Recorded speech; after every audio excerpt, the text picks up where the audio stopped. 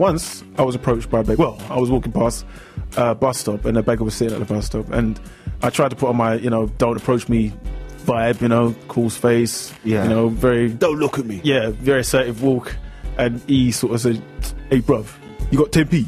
And I was like, taken aback. I was kind of scared. He was kind of a big guy, right? Big, yeah. And he had that crazy look. You know the look. The stare. Yeah. The stare and the crazy look in the eye. But what got me was that he had like... No pupils.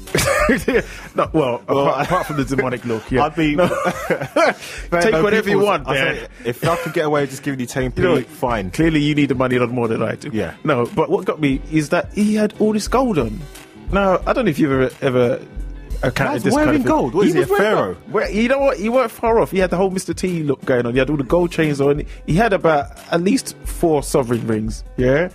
But the way... said, why did you go sell that ring, bedroom? Well, I was thinking about it, but he looked kind of cool, and there was no one else there. It was kind of late, and I just thought, you know what? He could quite easily choke me with his sovereign ringed hands, and no one would ever know. And it all because I thought I could be cocky.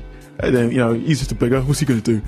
And then realised exactly what he could do. So what did you do? I just went, no, and then walked off. That was the extent of my abilities at the time. You left with all your pride. I did. I felt, done. At least I got to home in one piece. I'd say sorry, mate. I ain't got no money.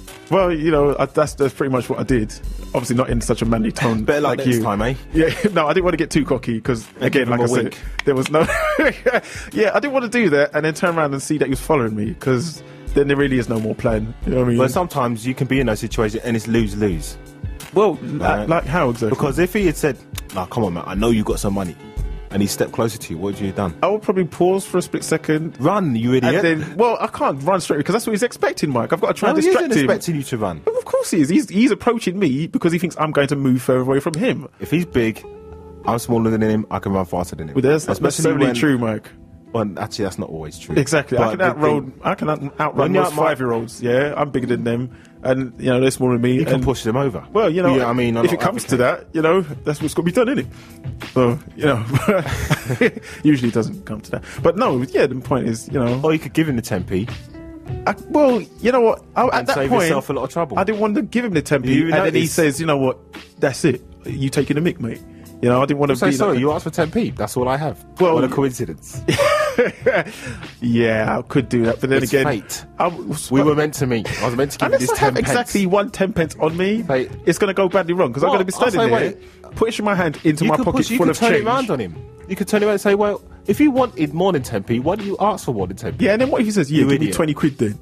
Yeah, you idiot at the end, Mike, really. Because that's going to help the situation. Mate, be ambitious. That's probably why you're here begging. That's the problem. That's why you're a beggar, sir. No ambition. You see, you people, you just don't try. Exactly.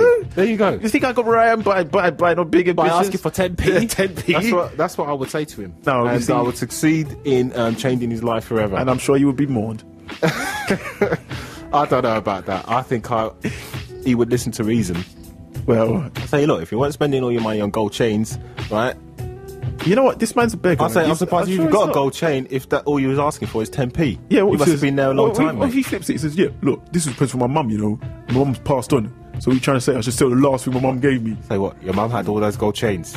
Are you really going to question him at this stage? Are you going to question the validity of his story about his own mother, who is apparently passed on? You really think this is the best time? Your mum really dressed like Mr. T. Come on. So wait, now you're associating him with Mr. T. You're just digging your You're the own one thing. who said he looked like Mr. T in the first place. I said he was dressed like Mr. T. I didn't say he looked like Mr. T. He was dressed, I made no reference to what his mum looked like. Yeah, you did that. You just said he inherited his jewellery collection from his mum. I said no. I'm just basing it on the picture that you have painted. The distorted, weird picture that you've painted. I think the way you're approaching these beggars is all wrong. This is where you're getting this conflict. That's probably where you're going wrong.